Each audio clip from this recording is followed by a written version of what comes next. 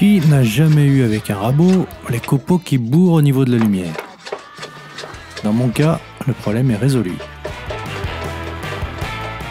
Bonjour et bienvenue dans cette vidéo. Comme je l'ai dit, j'étais confronté à des bourrages successifs des copeaux de bois dans la lumière. Donc je me suis penché sur le problème. Il va falloir que je fasse quelque chose. Il peut y avoir plusieurs raisons à ça. Ça peut venir du contrefer, ça peut venir de cette partie-là qui sert à bloquer le fer. Ça avait l'air de bourrer sur le côté plutôt qu'autre chose. Là, je ne sais pas si on voit, accroche un petit peu. Au milieu, peut-être même encore un peu. Et un petit peu là aussi. Il y a un petit peu de merde à l'arrière, donc il faut que je gratte ça. Des résidus de résine sûrement. Il faudra que je m'assure que la planche du fer elle soit bien plane. Ça je le verrai en passant sur la pierre. Si j'appuie un peu plus. Alors déjà on peut voir qu'il y a un jour sur les côtés, là et là. Donc ça peut se coincer.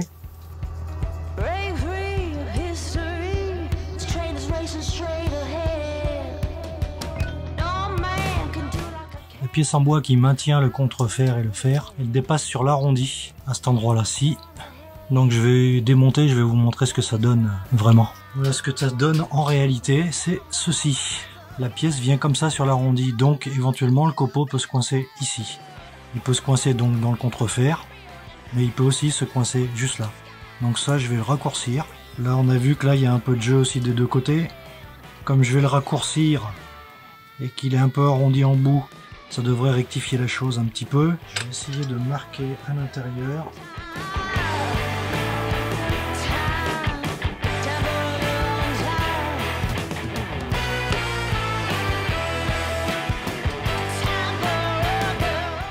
Ce que je contrôle aussi, très important, la pièce qui bloque le contrefer épouse bien la rainure qui est prévue pour ceci, et jusqu'en bas, et ce des deux côtés.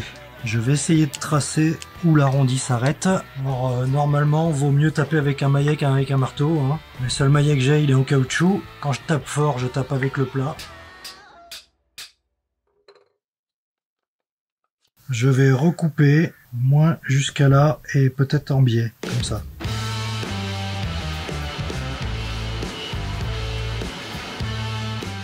Il est dur de faire un angle parce que en bout là c'est arrondi. Pour faire un angle je vais être obligé de le faire un petit peu à la main. Après je verrai s'il faut que j'arrondisse davantage cette partie là. Toujours est-il que je vais couper comme ça en biais. Un peu comme à l'origine.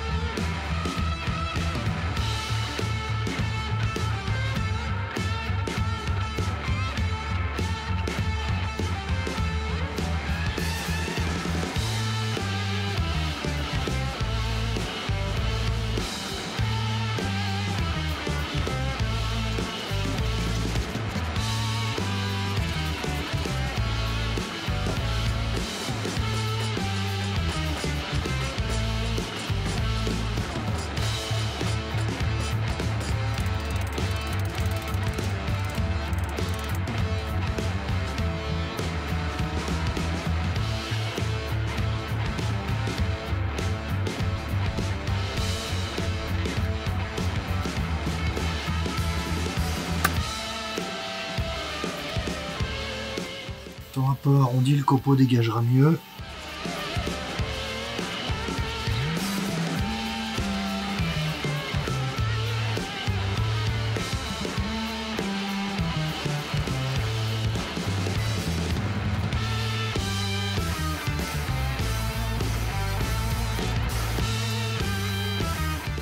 Et là je vais passer un coup de 150.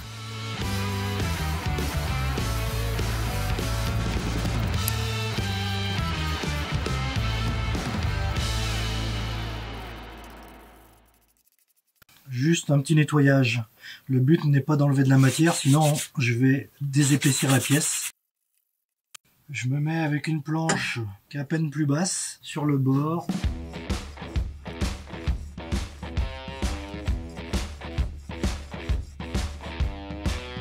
faut se rendre compte que là ça touche pas, là non plus et là non plus. Pour cette opération sur le contrefer, j'utilise le plus gros grain de la pierre car au final, il y a quand même beaucoup de matière à enlever. Surtout à cause des angles. Et je retourne la pierre régulièrement pour essayer de l'user uniformément.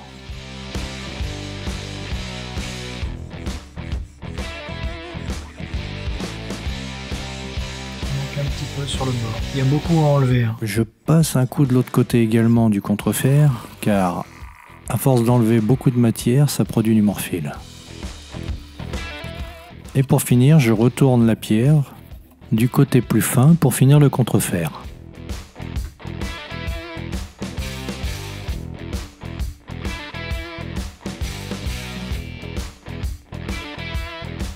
Impeccable. Maintenant, je vais regarder un peu ça, comment je suis là-dessus. Dans la foulée, je m'occupe du fer. Je vérifie la planche et je reprends l'affûtage. C'est pas une pierre à eau, c'est une pierre à huile.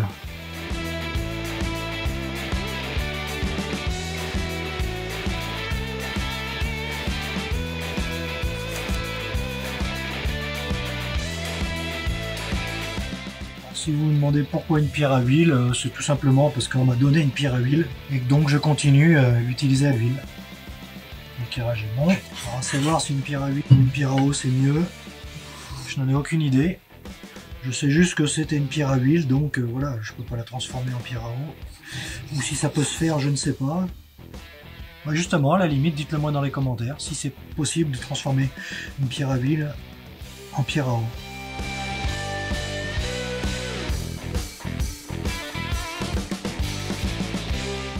Pour l'affûtage, je contrôle s'il reste du morphile avec l'ongle. Si celui-ci accroche, c'est qu'il y en a encore. Là, somme toute, je suis bon. Là, je suis un petit peu creux. Je regarde des deux côtés pour être sûr que mon réglet soit bon. Là, j'ai une petite bosse dans le milieu. Là aussi, oui. Mais le réglet n'est pas parfait non plus. Comme je suis pas tout à fait plat, je mets du papier de verre sur une surface plate. Bon, je n'ai pas de double face pour coller le papier de verre, donc tant pis, je le tiens à la main. Le papier de verre, c'est du 120. Ça touche pas. Ouais.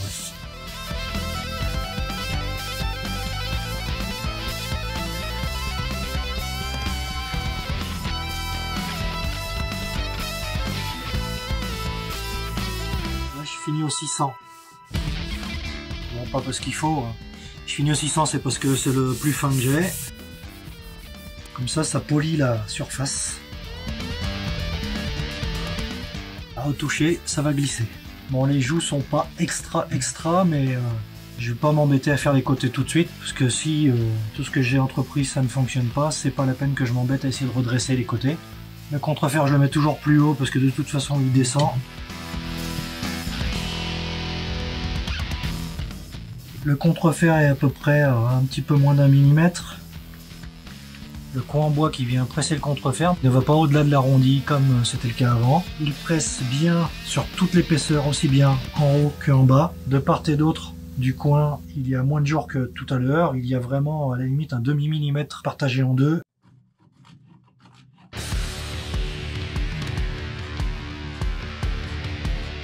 Ça a l'air d'aller.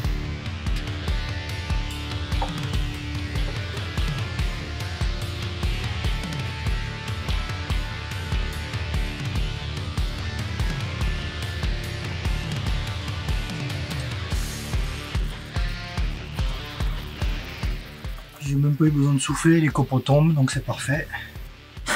Ça bourre pas, donc l'opération est bien réussie. Bon, je dirais juste d'arriver à partager le jeu qui est sur le côté. Il faudrait recombler en matière, il y a moins de matière de ce côté-là.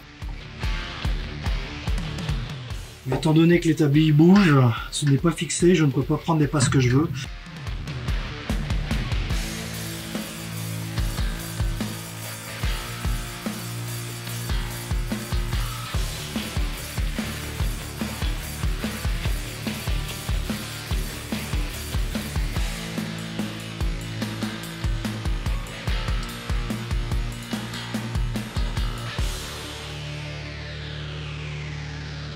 C'est pas mal, hein. C'est pas mal. Et il bourre plus. À ce moment, je suis assez satisfait, car j'ai résolu mon problème de bourrage de copeaux. Ça bouge un peu trop, mais sur un vrai établi, ça marcherait pas mal. C'est vrai que pour la vidéo, étant donné qu'il pleut, pour avoir de la lumière nécessaire, je me suis installé sur des tréteaux, ce qui n'est pas terrible quant à la stabilité. En temps normal, j'aurais fixé le mini établi avec un serre-joint sur une table ou sur une machine. Ensuite, j'essaye avec des passes plus fines et aussi à contre-fil.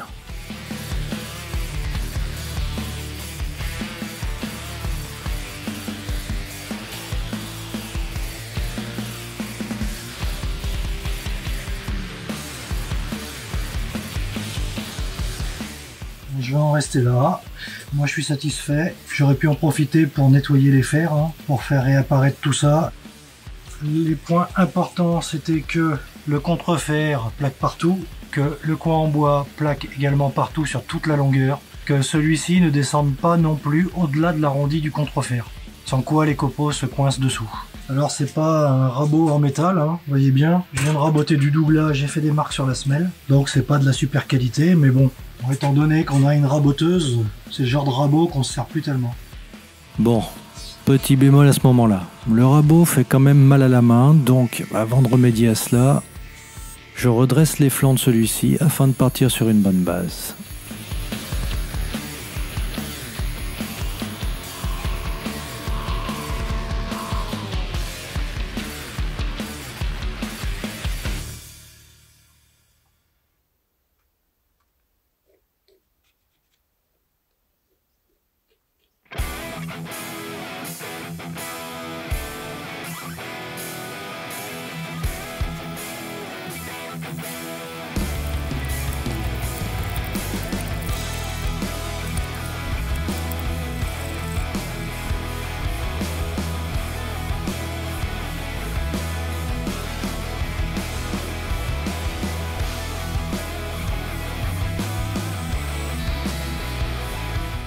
Ça servira à rien de le poncer plus, puisque de toute façon, le mieux c'est qu'il agrippe dans la main quand même, et ça suffira bien. Essence de térébenthine, huile de lin. Faire un petit mélange 50-50. La térébenthine c'est pour éviter qu'il pique. Là je vais pas mettre de produit parce que bon, c'est pas le but que ça glisse à cet endroit-là, ni à l'intérieur. Là à cet endroit-là je vais pas traiter, je vais rien faire, je vais le laisser comme ça. Une première couche diluée à 50%, une deuxième couche diluée à 70%, enfin c'est-à-dire avec 30% de térébenthine, et une dernière couche pure. Bon, là faut que je fasse un essai.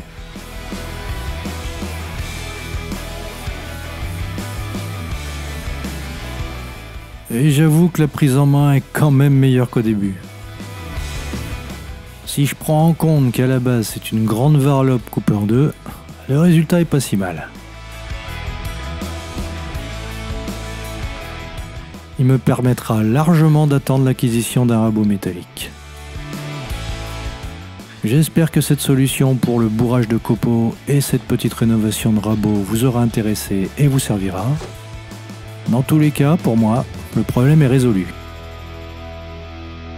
N'hésitez pas à liker, partager, vous abonner si ce n'est pas déjà fait. Ça m'aidera à partager du contenu plus pertinent. Et en attendant, je vous dis à bientôt.